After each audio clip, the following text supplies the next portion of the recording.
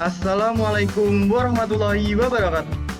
Pada kesempatan pertemuan kali ini, saya dan kelompok saya akan menjelaskan proyek akhir yang bernama aplikasi inventaris gudang. Sebelumnya, perkenalkan nama saya Farid Adinovian dan rekan kami Tiara Zarafi Ifadah, Randi Dinki Saputra, Kirana Sofa, Muhammad Hafiz. Lanjut. Nah, di sini saya akan menjelaskan definisi, alasan, fitur utama, dan alat yang digunakan saat membuat proyek aplikasi. Nah, yang pertama memasuki definisi. Aplikasi inventaris gudang adalah sistem berbasis teknologi modern yang dirancang untuk mengelola data barang secara otomatis, efisien, dan terintegrasi. Dibuat menggunakan Java GUI dengan dukungan data MySQL, aplikasi ini mampu menangani kebutuhan pencatatan barang masuk dan barang keluar, status ketersediaan barang, serta pengelolaan data penggunaan dengan fitur keamanan berbasis roles atau stok. Nah, teknologi ini dapat memberikan solusi digital yang relevan dalam era transformasi digital saat ini. Nah, mengapa kelompok kami mengambil proyek aplikasi ini? Contohnya kita implementasikan di Kabupaten Magetan. Nah, di era digitalisasi ini, Kabupaten Magetan menghadapi kebutuhan akan sistem manajemen inventaris yang lebih modern. Contohnya dalam sektor industri saat ini atau UMKM. Nah, investasi yang lebih modern ini, banyak gudang di daerah Magetan ini masih menggunakan metode manual. Dengan mencatat manual ini kurang efisien dan rentan terhadap kesalahan penulisan dan memakan banyak waktu. Nah, aplikasi yang dirancang oleh kelompok kami ini untuk mempermudah pencatatan barang masuk dan keluar secara otomatis. Nah, yang kedua ini menghemat waktu dan tenaga kerja dengan fitur monitoring stok real time. Nah, yang terakhir ini ada mendukung efisiensi kerja dan keamanan data dengan teknologi yang terintegrasi. Nah, dengan implementasi aplikasi ini, di Kabupaten Magetan ini sektor industrinya dapat meningkatkan kualitas pengelolaan logistik dan mengurangi biaya operasional dan mendukung transformasi digital menuju pengelolaan yang lebih cerdas dan efisien terhadap teknologi saat ini. Lanjut. Nah, fitur utama pada aplikasi inventaris gudang ini yang pertama adalah panel admin. Nah, panel admin ini berfungsi untuk mengelola data user, meliputi username, password, dan roles. Nah, selain itu, mengelola data barang yang meliputi nama barang, kategori, jumlah, dan keterangan. Lalu, yang kedua ini ada manipulasi data barang, meliputi perubahan nama barang kategori, jumlah, dan keterangan.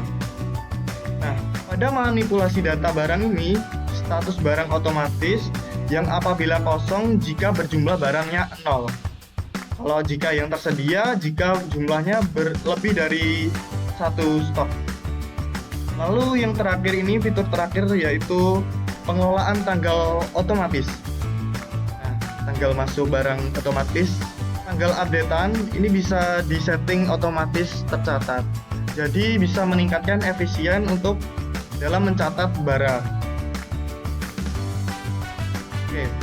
Di sini alat yang digunakan oleh kelompok kami yaitu teknologi yang digunakan adalah Java GUI untuk antarmuka pengguna atau UI-nya. Lalu MySQL ini untuk manajemen database. Nah, yang terakhir ini ada Maven sebagai build tool. Lalu ini untuk pendukung desain dan build-nya. NetBeans ini untuk pengembangan UI-nya. Nah, lalu ini yang kedua ada alat tambahan yaitu plugin dan dev. Nah, kelompok kami mengambil warna dari Catbookin Palette untuk estetika visual. Oke, baik. Ini adalah pemaparan pertama sebelum memasuki program coding. Selanjutnya akan dijelaskan oleh rekan kami. Lalu di sini saya akan menjelaskan tentang frame loginnya. Di sini ada sistem set property. Kedua yaitu yang berguna untuk menggunakan font system agar lebih terlihat jelas. Di sini ada new login yang untuk memanggil frame login tersebut.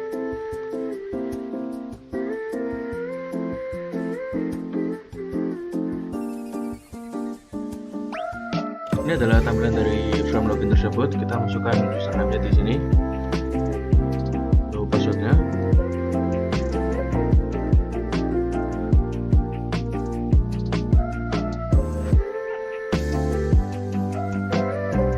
Lalu saya akan menjelaskan singkat tentang mulai dari frame login tersebut. Di sini ada string nama user, kita masukkan, kita input dulu nama username dan password, lalu kita panggil ke method login ke out service. Lanjut ke sini. Di sini ada beberapa import. Yang pertama yaitu ada SQL connection. Di sini digunakan untuk koneksi ke database. Lalu SQL prepare statement digunakan untuk mengirim query ke database. Lalu ada result set. Di sini digunakan untuk memanggil hasil dari query tersebut. Lalu di sini ada SQL exception. Di sini digunakan untuk memanggil kalau ada yang error gitu. Lalu di sini ada Java Swing, Option Pane. Di sini digunakan untuk menampilkan panel pesan. Di sini ada import controller dan GUI admin dashboard. Ini sama, digunakan untuk menampilkan frame selanjutnya. Di sini ada GUI login. Di sini digunakan untuk dispose frame login tersebut akan termasuk ke frame selanjutnya. Lalu di sini ada model user. Di sini untuk set username dan password. Di sini ada util koneksi, digunakan untuk koneksi ke database. Lalu di sini tadi ada yang kita panggil dari method login yaitu username, password. Di sini kita try, kita coba connection ke database. Lalu jika data tersebut connect ke database, lalu kita akan menyiapkan prepare statement di sini untuk dari username dan password. Lalu username dan password tersebut akan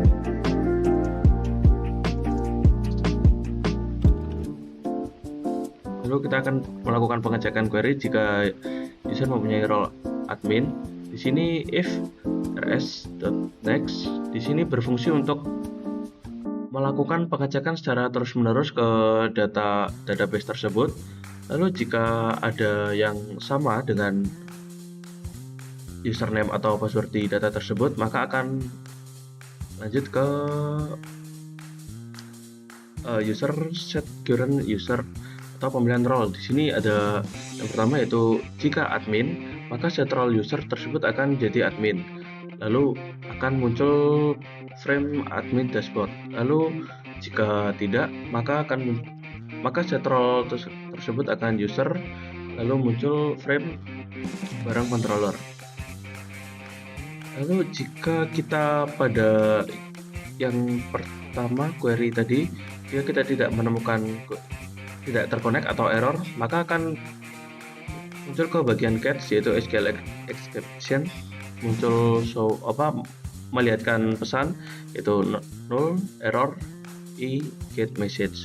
Lalu jika kita tidak menemukan data yang cocok pada database, maka kita akan pengondisian ini yaitu show message dialog null username atau password salah, coba lagi. Akan dilanjutkan oleh teman saya. Selanjutnya adalah barang control.java. Nah, kelas ini bertanggung jawab untuk interaksi pengguna pada GUI barang. Nah, untuk package com.event controller ini, dia mengimpor semua kelas yang diperlukan. Terus untuk public class barang controller, terus extend Java, Swing, dan JFrame ini, nah, dia itu sebagai kelas untuk pengendali GUI barang mewarisi JFrame. Selanjutnya untuk konstruktor. Nah, untuk init components ini, dia merupakan inisialisasi elemen GUI.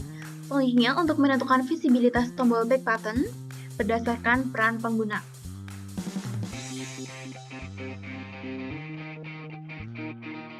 Selanjutnya untuk fungsi-fungsi GUI, yang pertama ada private void add button atau tambah button. Nah, dia menampilkan form untuk menambah suatu barang. Selanjutnya untuk add button, dia mengambil data dari field dan memanggil barang service ke tambah barang. Selanjutnya untuk edit button, dia menampilkan form edit dan mengisi field berdasarkan data terpilih. Nah, untuk delete button, dia menghapus barang berdasarkan data terpilih. Selanjutnya untuk utility,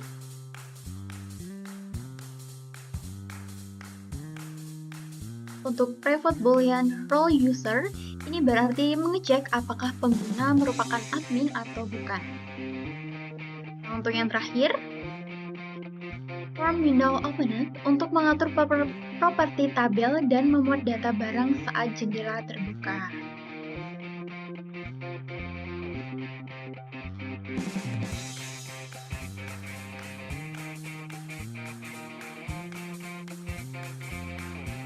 Selanjutnya untuk barang service.java, nah kelas ini bertanggung jawab untuk menyediakan fungsi-fungsi layanan terkait data barang di database seperti menambah, mengedit, dan menghapus barang. Untuk yang pertama, deklarasi kelas dan properti. Pada package com.invent.service ini, dia menyimpan kelas dalam namespace service.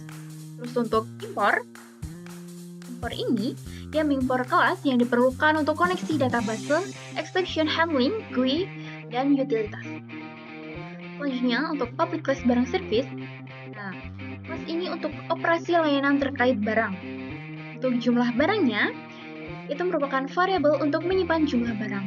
Nah, untuk query, untuk menyimpan query SQL. Selanjutnya, untuk error handling, pada error handling ini merupakan metode untuk menampilkan pesan error menggunakan utilitas table helper. Selanjutnya, untuk menambah barang, pada parameter ini terdapat isAdmin. Di sini, ini menentukan apakah pengguna merupakan admin atau bukan. Selanjutnya, untuk nama barang, string kategori barang, jumlah barang, keterangan barang itu merupakan data barang.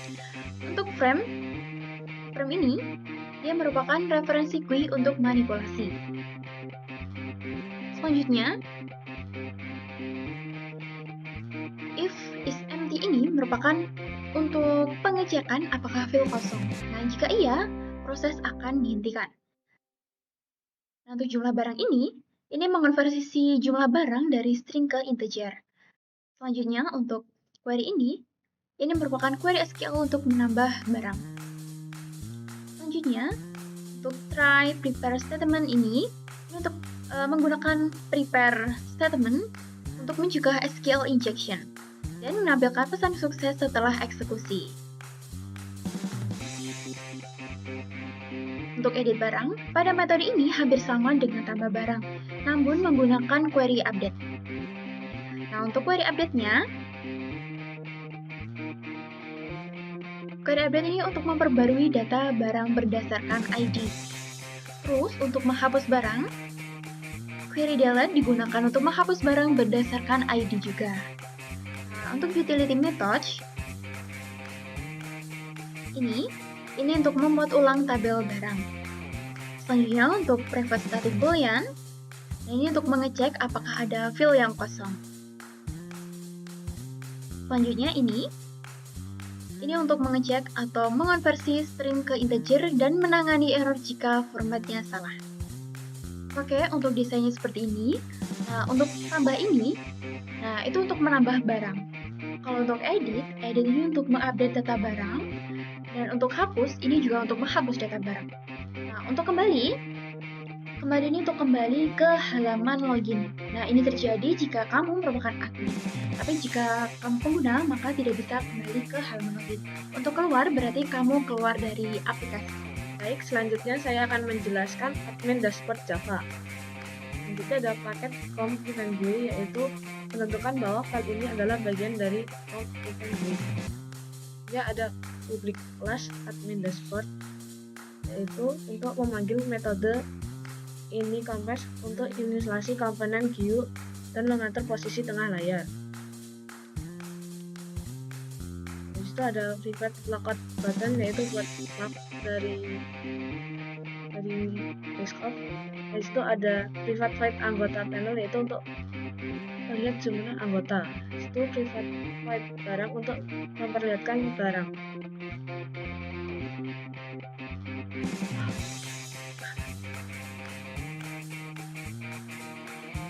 Selanjutnya ini tampilannya, yaitu ada user code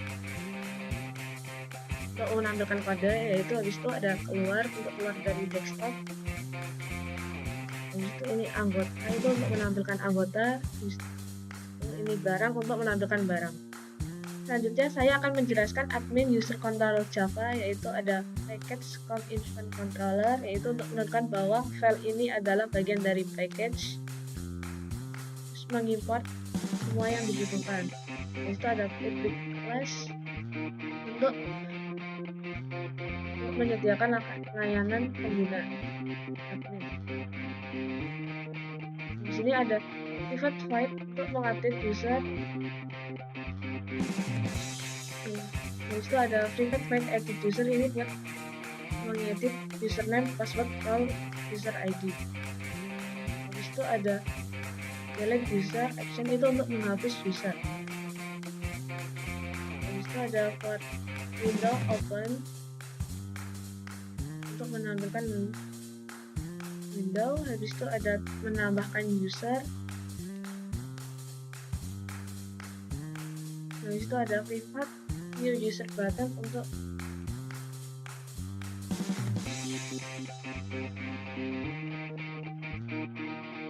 menambahkan username, password, role.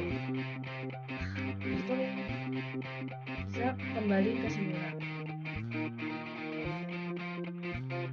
Private void back button untuk keluar dari user. Private void logout untuk logout dari admin. Ada main, ini bawaan.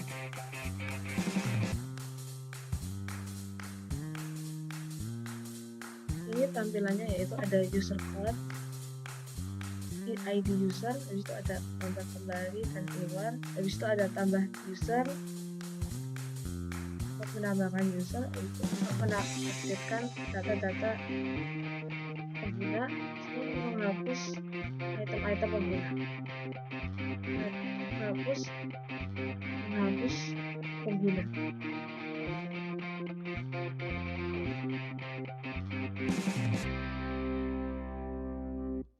Selanjutnya saya akan menjelaskan barang controller Java admin, yaitu perbedaannya, yaitu ada tombol keluarnya.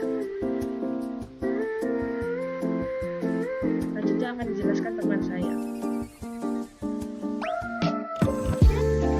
Baiklah, di sini saya akan menjelaskan tentang user.java terlebih dahulu. Di sini kita menjelaskan dengan package com.event.models, karena user.java di sini ada dari com.info.models, ya, directory com.info.models, maka kita harus menuliskan package ini.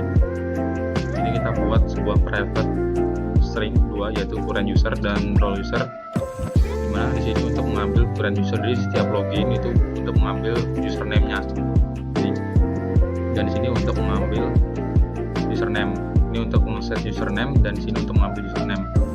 Di sini untuk mengset role user sekarang dari username ini, dari sini untuk mengambil role usernya. Kemudian di sini saya akan menjelaskan tentang table helper.java. Di sini kita sesuaikan dengan package com.event.utils. Ini ada import Java SQL connection, result set, SQL exception, dan statement. Connection ini untuk melakukan tes ke koneksi database. Result set ini untuk melakukan execute query atau mengambil hasil dari execute query.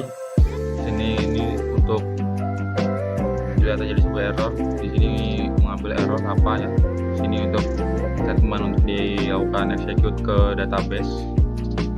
Ini untuk menampilkan sebuah message. Di sini untuk menampilkan sebuah table. Nah, ini digunakan tadi di user.java. Kita panggil user.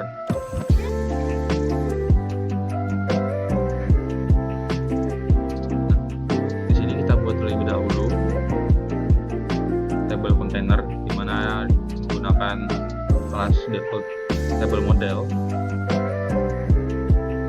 ada public load table, dimana sini untuk ngeload tabelnya ya. Ada parameter pertama itu boolean, apakah barang atau tidak, dan keduanya adalah tabelnya. Nah, di sini lakukan inisial lagi, yaitu isAdmin, dimana kita mengambil role usernya. Jika role usernya admin ya, maka akan mengambilkan nilai true, jadi isAdmin akan menjadi true. Sementara jika bukan admin maka false. Nah, di sini kita lakukan reset table. Kita akan bahas dulu reset table. Nah, reset table sini kan tadi meminta boolean is barang. Jadi kalau misalnya di sini kita berikan is barang yes gitu, maka true, maka sini kan ikut true. Dan isAdmin ini berasal dari sini. Nah, di sini dilakukan reset tabelnya. Kemudian kita lakukan lagi set column, yaitu set kolomnya. Nah, ini adalah set column. Jadi kita inisialkan sebuah string array ya, array bawaan. Jadi dilakukan pengecekan jika barang dan admin, alias jika ini adalah barang dan juga admin sekaligus, maka kita bakal buat kolom row-nya menjadi mempunyai ID, nama, kategori, dan seterusnya. Sementara jika di sini bukan barang tapi dia admin, maka akan disiapkan kolom rows-nya menjadi ID, username, password, dan roles.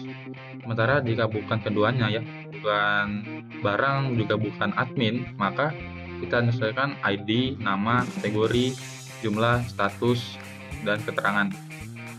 Nah, baru itu kita lakukan set kolomnya. Kita lakukan kolom rows. Contohnya seperti ini.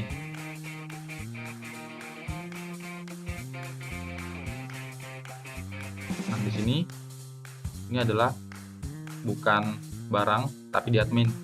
Sementara jika di sini dia ini adalah admin dan juga dia adalah barang. Jadi di sini ininya ini true dan bagian adminnya ini true.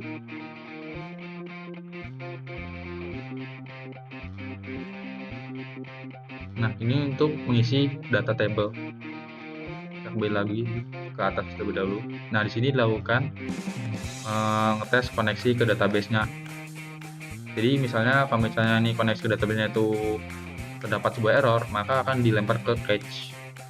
Kita ambil dengan parameter e, di mana e ini berasal dari class SQL exception. Dengan sebuah function terdapat error, kemudian kita masukkan juga e-nya.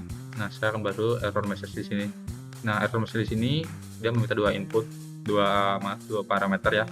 Yang pertama adalah string dan kedua adalah SQL exception. Ini kita buat sebuah message di mana ini pendatanya null dan message alias string ini, kemudian kita ambil message dari SQL exception-nya, kita buat catatan jadi error dan option panelnya ya, tipenya itu adalah error message. Dan di sini untuk ini itu untuk melakukan print stack trace alias menampilkan di bagian run ya. Biasanya kalau misalnya ada error bakal tampil di situ.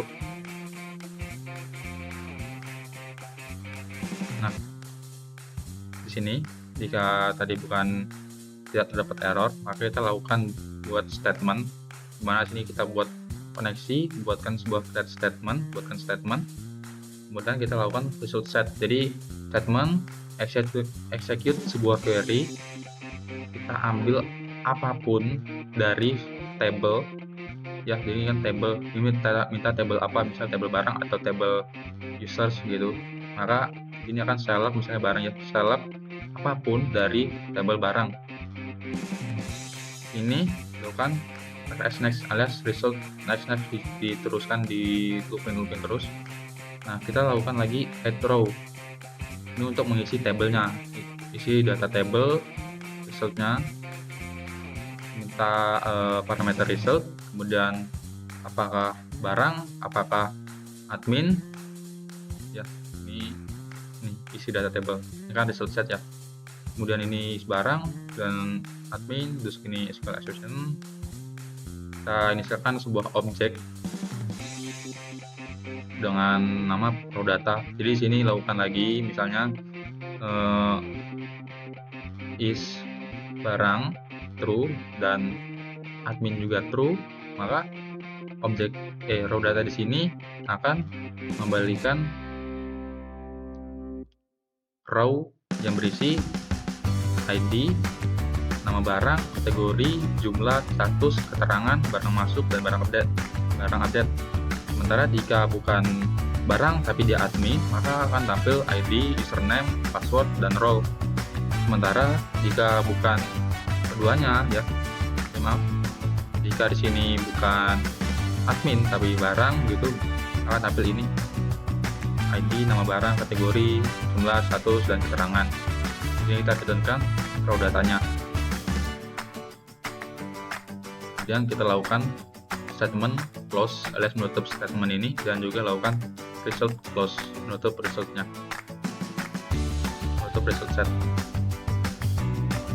Nah, sini saya akan bahas tentang connecty.java.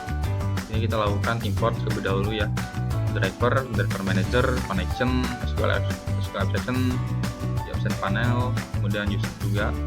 Nah, kita buat di sini koneksinya ya. Kita buat dulu string namanya JDBC URL. Jadi di sini kami menggunakan JDBC untuk menghubungkan Java ini dengan MySQL. Ini lakukan JDBC MySQL localhost portnya, kemudian ini nama database-nya. Dan ini username buat MySQL-nya, password-nya jika ada, dan kemudian ada connection, kita tulis di sini connection. Kemudian kita bikin lagi message. Nah, ini untuk setup drivernya. Jadi sini lakukan MySQL driver, kita lakukan lagi com.mysql pg JDBC driver. Itu untuk mendaftarkan driver yang ada di JDBC. Lakukan driver manager, register driver, kemudian kita MySQL driver yang ini. Nah, sini akan menampilkan sebuah exception jika terjadi sebuah error ya.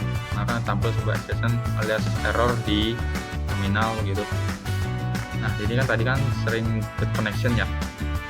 Maka sini kita lakukan dulu setup drivernya, manggil ini. Kemudian kita lakukan lagi kembalikan driver manager. Kita ambilkan get connection ya, ambilkan koneksinya dari URL-nya ini. Terus username-nya itu ini, dan kemudian password-nya. Sementara kalau misalnya terjadi sebuah error, kita akan menempelkan sebuah SQL exception. Ini akan ditangkap oleh Edge. Kita lakukan menempelkan sebuah pesan ya, koneksi ke database itu gagal, dan ini pesannya apa gitu. Ini untuk menampilkan semua errornya di file apa aja gitu, dan ini untuk memberikan return null.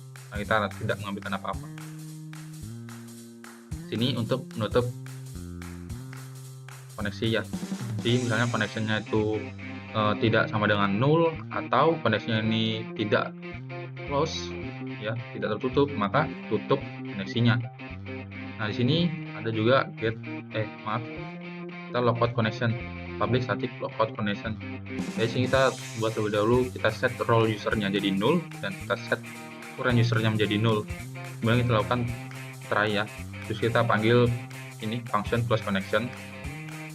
Kemudian kita lakukan jika koneksinya sama dengan null, maka kita kirimkan sebuah pesan koneksi ke database tertutup.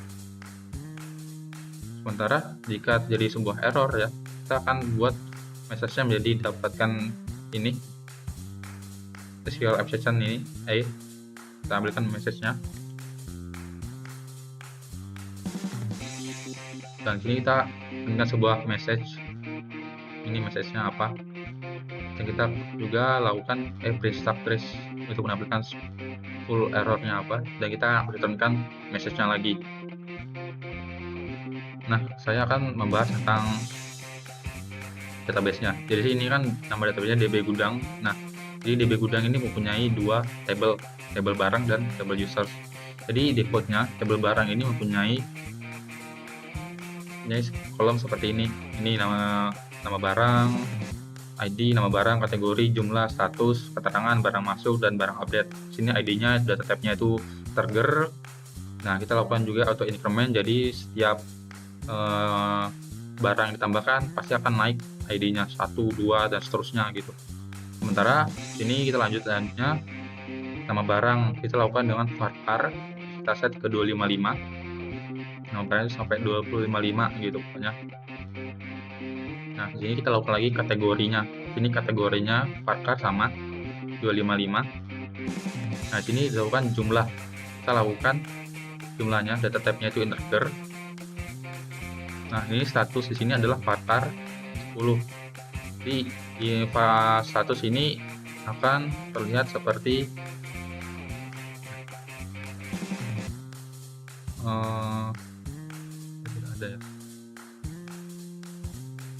tidak ada ya. Jadi status ini tampil jika jumlahnya ini 0, maka status ini adalah kosong.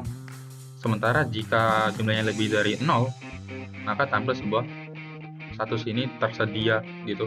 Ini keterangan, jadi deskripsi apa aja yang ada yang ini dimasukkan. Di sini adalah barang masuk. Nah, data tipenya adalah date time untuk menampilkan kapan barang itu masuk ya, tanggalnya, waktunya gitu. Kemudian sini barang update. Jadi di sini hanya update jika barang ini itu diupdate. Ini contohnya, ini tempe, ini sandal pangan misalnya kategorinya, terus jumlahnya sini 2, statusnya ini tersedia karena di sini jumlahnya 2 ya. Ini keterangannya, ini kapan masuknya, ini update-nya 0 karena kita nggak ada update sama sekali terhadap ini tempe. Sini kita lanjut ke table users. Nah, sini table user akan memiliki table yang berisi ID dengan data tipenya integer. Kita lakukan juga sama auto increment. Sini ada username dengan data tipenya varchar 255 kita setnya. Kemudian ada juga password sama-sama varchar dan di sini juga 255. Nah, ini arti kunci di sini itu artinya harus unik, jadi nggak boleh sama gitu. Nah, di sini role-nya di sini mau apa ya? Ada 2, user atau admin. Ini contohnya. Nah, ini yang pertama ada admin dengan passwordnya admin13 dengan role-nya adalah admin. Kemudian yang kedua adalah Hafiz dengan password Hafiz P123 dengan role usernya adalah user. Baiklah, mungkin itu saja dari kelompok kami. Kurang lebihnya kami mohon maaf. Wassalamualaikum warahmatullahi wabarakatuh.